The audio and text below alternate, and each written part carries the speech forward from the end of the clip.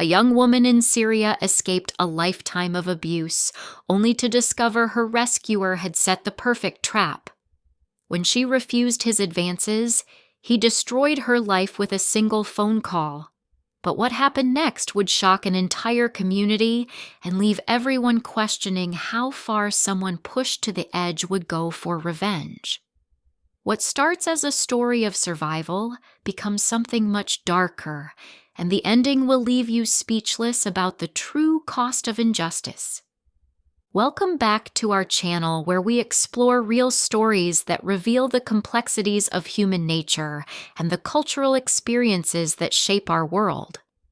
Today's story comes from the Damascus countryside in Syria during the 1990s, and I want to prepare you. This is one of the most emotionally intense stories we've covered. We'll be discussing themes of domestic violence, betrayal, and revenge, so please watch with care and respect for the real experiences behind these events. These stories help us understand different perspectives and learn from the past, even when they're difficult to hear. In the beautiful countryside near Damascus lived a young woman named Noha. She was known throughout her neighborhood for her beauty, grace, and gentle spirit. Her life had started with promise. Raised in a loving environment with her mother, who taught her kindness and dignity. But when Noha was still young, her mother passed away, and everything changed. Her father, devastated by grief, eventually remarried. The new stepmother looked at Noha and saw only competition and burden. She began whispering poison into her husband's ears, claiming Noha was lazy, disobedient, and needed discipline. The stepmother had brought 3 sons of her own into the marriage, and as they grew older, they absorbed their mother's resentment toward Noha. The transformation was swift and brutal. In the 1990s, education for girls wasn't considered essential by many families, and the stepmother seized this opportunity. She convinced Noha's father to remove her from school entirely, arguing that Noha needed to learn proper housework and contribute to the family. Noha's father, who worked as a long-distance truck driver traveling between cities and even countries, was rarely home to witness what happened next. Noha became a servant in her own home. Every mistake, every moment of rest, every sign of independence was met with violence. The stepmother and her 3 sons created a system of fear where Noha lived in constant terror. She was beaten, humiliated, and threatened daily. The young woman who had once known love and safety now knew only survival. Years passed in this nightmare until a marriage proposal arrived. Mahmoud, a wealthy man from their area, had noticed Noha and wanted to marry her. His family had worked in the Gulf countries and accumulated significant wealth. To the stepmother, this was perfect, a chance to finally remove Noha from their home permanently. The wedding was lavish, talked about throughout the community. Noha moved into the apartment Mahmoud had prepared for her, and for the first time in years, she experienced kindness. Mahmoud seemed to adore her, bringing gifts constantly, supporting her desire to continue her education, and treating her with genuine affection. His family welcomed her warmly. After years of abuse, Noha finally felt safe. But as months passed, the community began asking questions. Where was the pregnancy? Where were the children? After a year of marriage, the pressure became unbearable, and Mahmoud agreed to medical consultation. They visited the finest doctor in Syria for a complete examination. The results changed everything. The doctor discovered that Mahmoud was sterile, unable to father children. But when the doctor prepared to deliver this news to both of them, Mahmoud made a desperate choice. He secretly paid the doctor 10,000 liras instead of the standard 2,000 fee, begging him to hide the truth from Noha. He told her the doctor said they were both healthy and just needed to wait. For 3 more years, Noha lived with false hope, wondering why she couldn't conceive while Mahmud struggled with his secret. His mental state deteriorated as he deflected her suggestions to seek second opinions or try different treatments. But secrets have a way of surfacing. One day, Mahmud's sister, around Noha's age, visited and casually revealed what the entire family had known for years, that Mahmud was sterile, and they had all agreed to keep it from Noha. When Noha confronted the doctor, threatening to report him to authorities, he confessed the truth about the bribery. That evening, when Mahmud returned home, Noha confronted him directly. She didn't ask about the sterility. She asked about the lies. Why had he stolen her right to choose? Why had he forced her to live with false hope, buying pregnancy tests every month, when he knew the truth? Mahmud's response revealed his character completely. He told her to stop complaining, that she had everything she could want materially, and that she should be grateful. When Noha announced she was leaving, he simply said, "Go ahead." But leaving wasn't that simple. When Noha returned to her father's house, Mahmud followed with a different strategy. He offered her half-brothers money, significant amounts, to force her return. These same men who had abused her throughout childhood now saw an opportunity for profit.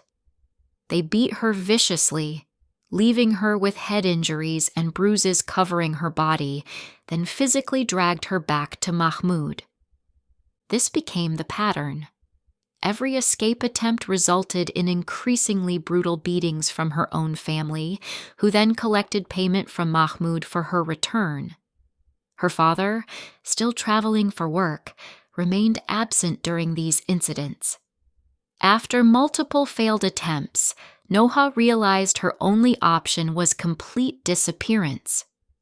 One night, while Mahmud slept, she packed her few belongings in a cloth bundle and walked out into the Damascus streets with no destination in mind. Wandering through the city, exhausted and desperate, she caught the attention of a taxi driver in his 50s. Seeing her injuries and distress, he listened to her story and felt genuine compassion. He brought her to his apartment, where his wife Sammy and their daughter welcomed her like family. For weeks, Noha lived with them, helping with household work out of gratitude while trying to figure out her next step. But Damascus wasn't large enough to hide forever. One day, Noha spotted Mahmud's car cruising the neighborhood with his associates asking questions and offering rewards for information. Terrified of being found, she prepared to flee again, but Sami's husband offered a solution. His relative, a doctor named Naji in Aleppo, needed domestic help. Naji and his wife Hiba had demanding careers. He was a physician, she was a pharmacist, and they needed someone to help care for their young child. Aleppo was far enough from Damascus to provide safety, and the work would provide Noha with legitimate income and housing. The journey to Aleppo felt like traveling to a new life. Naji and his wife Hiba welcomed her warmly into their beautiful home with its garden and comfortable amenities. But more importantly, they offered her something she'd never had: legal protection. They hired the finest lawyer in the region and paid substantial fees to secure Noha's divorce from Mahmud in absentia, since there had been no real marital relationship. After nearly a year of legal proceedings, Noha was finally free. She had grown close to Naji and Hiba's child, caring for him like her own, and felt genuinely part of a family again. The household work felt meaningful rather than forced, and she had her own comfortable room and respected place in the home.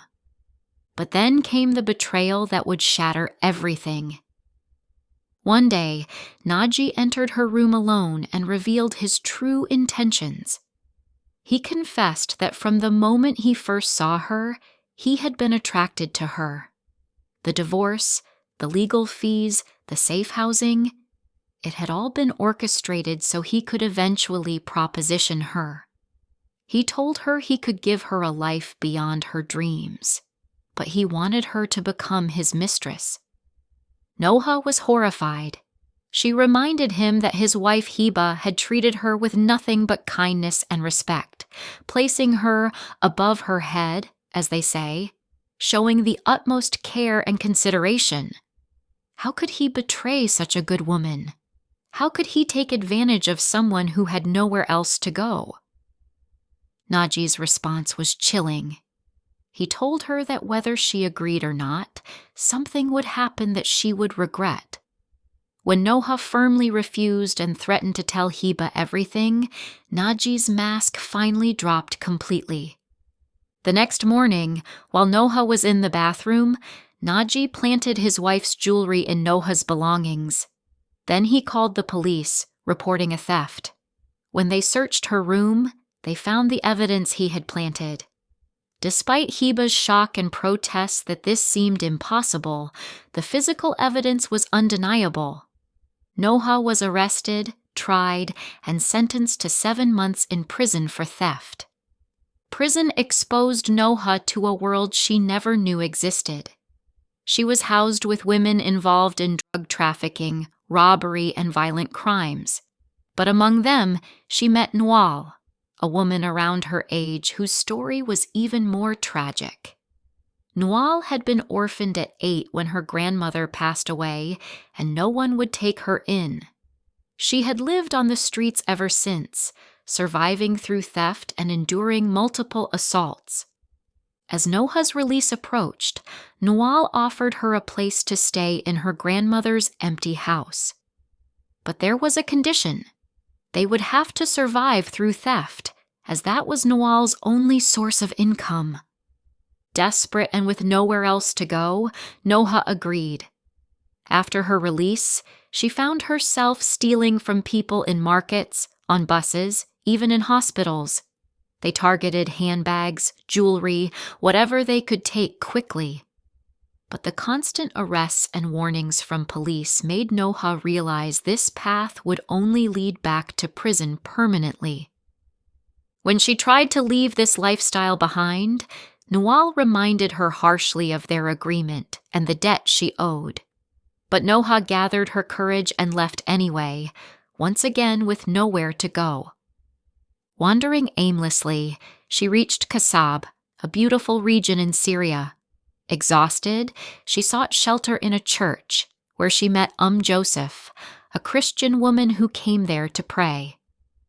Joseph listened to Noha's story with genuine compassion and offered her something no one else had: honest work.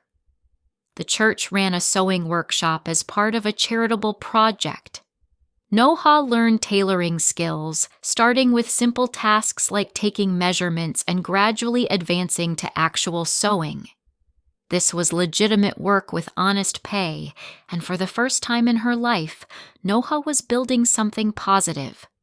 Within months, Noha had earned enough to rent a tiny apartment, just a room, small kitchen, and bathroom, but it was hers. She decorated it modestly and felt pride in having her own space earned through honest labor. On weekends, she would walk to the local bakery to buy fresh bread. The baker's assistant, a young man named Bassam, began giving her extra items and small gifts. Gradually, they developed genuine conversations, then friendship, then something deeper.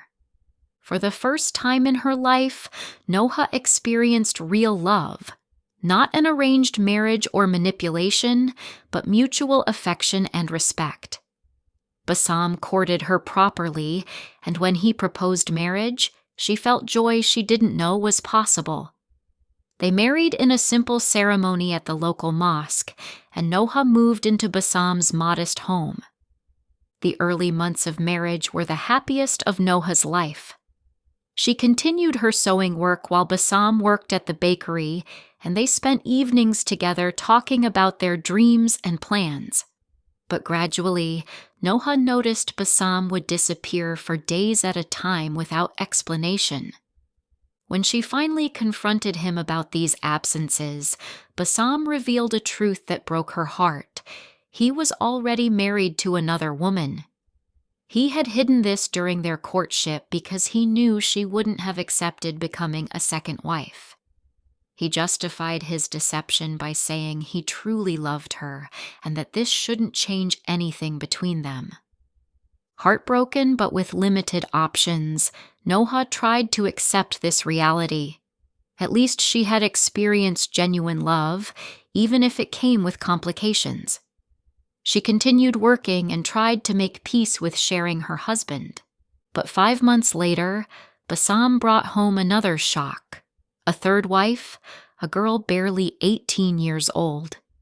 He informed Noha that she was now responsible for teaching this child housework and caring for her needs. When Noha protested, asking where this left her in his affections, Bassam showed his true nature. He told her bluntly that he was a ladies' man who loved women and would marry as many as he pleased. The romantic love she thought they shared had been manipulation from the beginning. He made it clear that her feelings and needs were irrelevant to his desires. The confrontation escalated until Noha, in her rage and pain, began throwing his belongings and shouting in the street. Neighbors gathered, and the community elders intervened. When they pressured Bassam to treat his wife properly, he declared that he no longer wanted Noha and preferred his young third wife exclusively.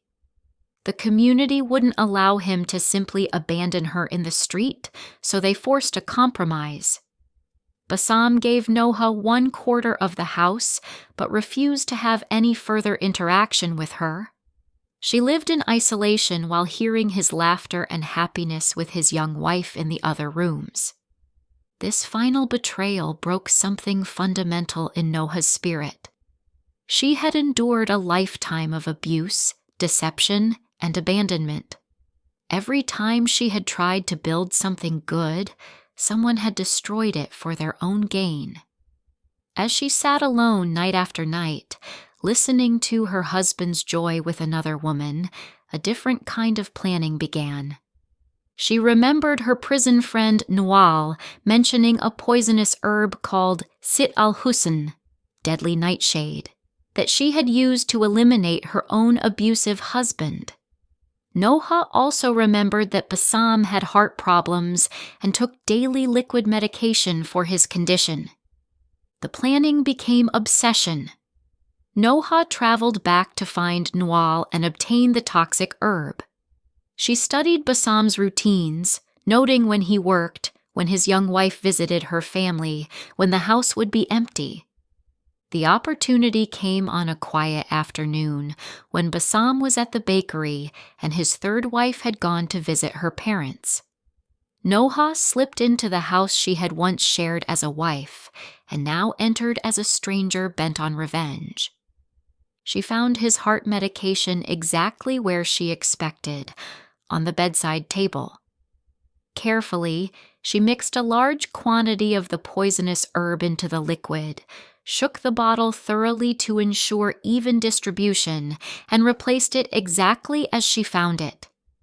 Then she left, returning to her isolated quarter of the house as if nothing had happened. For a month, Bassam continued his daily routine, taking his medication regularly. Noha watched and waited, expecting immediate results, but seeing none. She began to wonder if the poison was effective or if she had made some mistake. Then one morning, his young wife's screams pierced the quiet neighborhood. Bassam had been found dead in his bed, apparently from a heart attack. The community gathered, the doctor was called, and the death was initially attributed to his known heart condition. But Bassam's sister, Salim, had suspicions. She went to the police with a disturbing claim that Bassam had told her just days before his passing that if anything happened to him, it would be because of one of his wives. He hadn't specified which wife, but his words had stayed with her. The police ordered an autopsy, and the medical examiner's findings changed everything. They discovered traces of deadly nightshade in Bassam's system, not enough to kill instantly, but sufficient to gradually weaken his heart until it failed completely. With this evidence, the investigation focused on both wives. The young third wife had no apparent motive and no knowledge of poisons. But Noha had both means and motive, plus a criminal record from her time in prison. Under interrogation, Noha initially denied everything.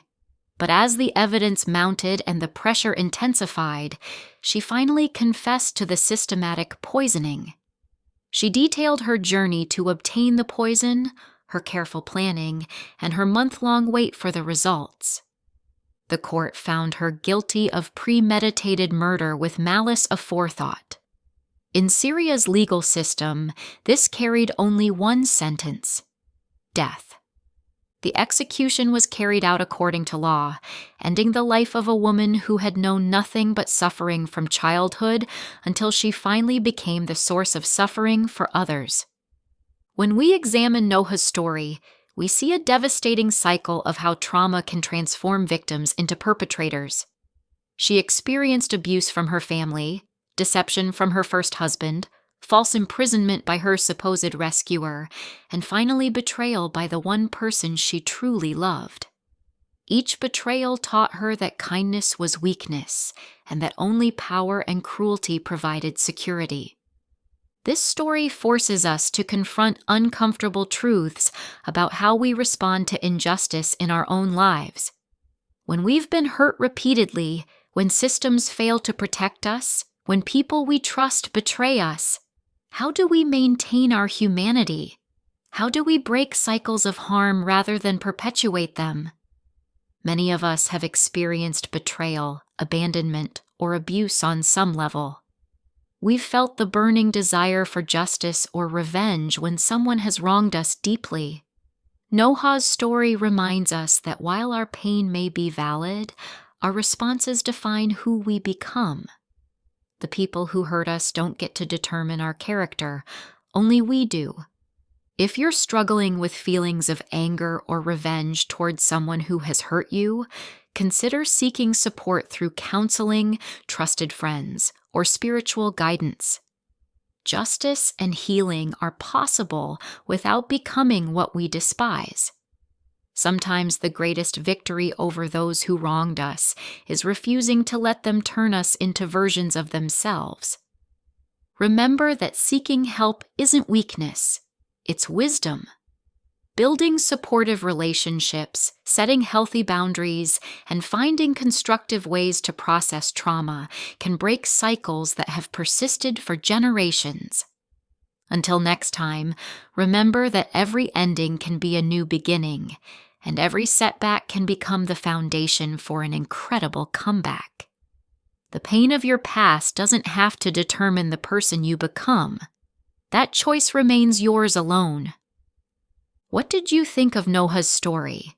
How do you think she could have broken the cycle differently? Share your thoughts in the comments below. If this story moved you, please give it a like and subscribe for more real stories that explore the depths of human nature and resilience. Remember to hit that notification bell so you never miss our latest content exploring the rich tradition of Arabian storytelling.